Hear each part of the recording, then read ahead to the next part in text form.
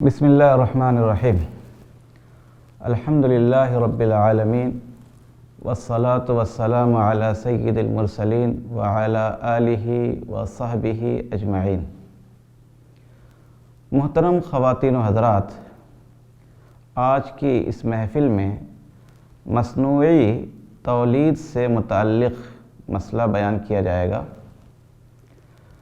مرد و عورت میں کسی کمی کی وجہ سے تولید کا جو فطری طریقہ ہے، اگر وہ عمل نہ پا سکے اور بچہ پیدا نہ ہو سکے تو پھر مصنوعی تولید کا طریقہ اپنایا جاتا ہے۔ اس کے متعدد طریقے ہیں۔ ہمارے موضوع سے جو متعلق ہے وہ صرف دو چیزیں ہیں، دو صورتیں ہیں۔ پہلی صورت تو یہ ہے کہ مرد سے اس کے مادہ منویہ کو حاصل کیا جاتا ہے، طبی آلات کے ذریعے سے اس کی منی لی جاتی ہے اور پھر اسے عورت کی بچے دانی میں منتقل کر دیا جاتا ہے۔ دوسرا طریقہ یہ ہوتا ہے کہ مرد اور عورت دونوں کے مادہ منویہ کو لے کر، دونوں کی منی کو لے کر کے ایک ٹیوب میں رکھ دیا جاتا ہے۔ اسی ٹیوب میں اسے بارآور کیا جاتا ہے اور کچھ دنوں کے بعد اس ٹیوب سے نکال کر کے اسے بچے دانی میں منتقل کر دیا جاتا ہے۔ تو مرد و عورت سے جو یہ مادہ منویہ لینے کی شکل ہے، تو کیا طبی آلات کے ذریعے مادہ منویہ کے حاصل کرنے کی وجہ سے دونوں پہ غسل واجب ہوگا یا غسل واجب نہیں ہوگا؟ غسل واجب ہونے کے لیے حدیث میں یہ کہا گیا ہے، ایک حدیث ہے جسے امام داؤد رحمۃ اللہ علیہ نے نقل کیا ہے۔ اللہ کے رسول صلی اللہ علیہ وسلم نے فرمایا، فَإِذَا فَضَخْتَ الْمَاءَ فَاغْتَسِلْ، جب پانی جوش کے ساتھ نکلے، شہوت کے ساتھ نکلے تو غسل کرو۔ اس کا مطلب یہ ہے کہ اگر یہ پانی شہوت کے ساتھ نہ نکلے، اگر منی شہوت کے ساتھ نہ نکلے تو پھر غسل فرض نہیں ہے۔ چنانچہ اس حدیث پہ عمل کرتے ہوئے تین امام، یعنی امام ابو حنیفہ، امام مالک اور امام احمد رحمہم اللہ، یہ تینوں اس بات کے قائل ہیں کہ غسل واجب ہونے کے لیے یہ شرط ہے کہ منی شہوت کے ساتھ نکلے۔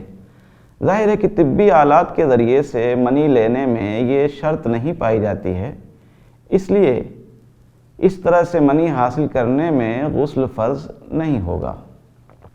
البتہ ایک امام شافعی رحمۃ اللہ علیہ کے نزدیک خواہ منی کسی بھی طرح سے نکلے، اس کی وجہ سے غسل فرض ہو جاتا ہے، لہذا احتیاطاً اس عمل کے بعد غسل کر لینا مستحب ہے۔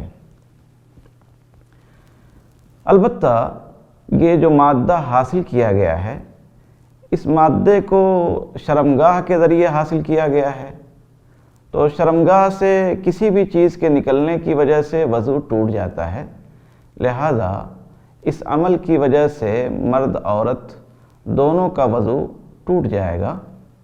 تاہم اگر عورت کا بیضہ اس کی شرمگاہ کے ذریعے سے نہیں بلکہ پیٹ میں سوراخ کر کے حاصل کیا گیا ہے، تو اس پیٹ میں سوراخ کر کے حاصل کرنے کی وجہ سے اس کا وضو نہیں ٹوٹے گا۔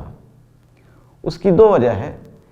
ایک وجہ تو یہ ہے کہ یہ بیضہ، اس بیضے کے ناپاک ہونے کی کوئی دلیل موجود نہیں ہے، اس لیے اصلاً اس کو پاک سمجھا جائے گا، اور اگر اسے ناپاک بھی کہہ دیا جائے، ناپاک قرار دیا جائے، ناپاک سمجھا جائے، پھر بھی یہ اتنا باریک ہوتا ہے کہ اسے خوردبین کے ذریعے، خوردبین کے بغیر دیکھنا ممکن نہیں ہے، اور ظاہر ہے کہ اس قدر ناپاکی، اس قدر کم ناپاکی اگر نکلے تو اس کے نکلنے کی وجہ سے وضو پہ کوئی اثر نہیں پڑے گا۔ اگر وہ باوضو ہے تو اس کی اس عمل کی وجہ سے اس کا وضو نہیں ٹوٹے گا، بلکہ اس کا وضو برقرار رہے گا۔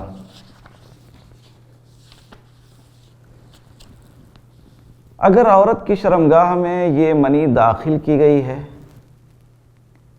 خواہ وہ اس کی بچے دانی میں ٹیسٹ ٹیوب میں باور آور کرنے کے بعد داخل کی گئی ہے یا سرنج کے ذریعے عورت کے بچے دانی میں اس مرد کے مادے کو داخل کیا گیا ہے، تو اس داخل کرنے کی وجہ سے اگر عورت کو انزال نہ ہو تو پھر اس پہ غسل واجب نہیں ہوگا۔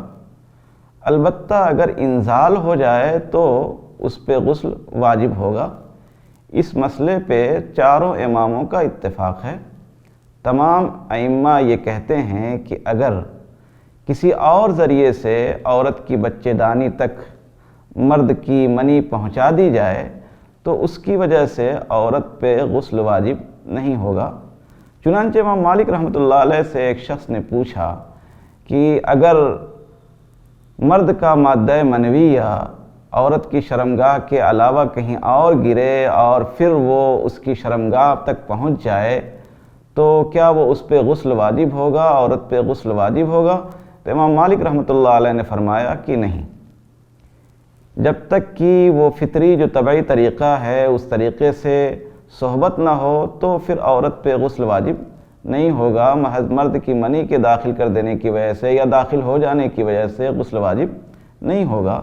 لہٰذا یہ مصنوعی تولید کا جو طریقہ ہے، اس طریقے میں عورت کی شرمگاہ یا بچے دانی میں جو مرد کی منی داخل کی جاتی ہے اور اس کی وجہ سے اگر عورت کو انزال نہ ہو تو اس پہ غسل واجب نہیں ہوگا۔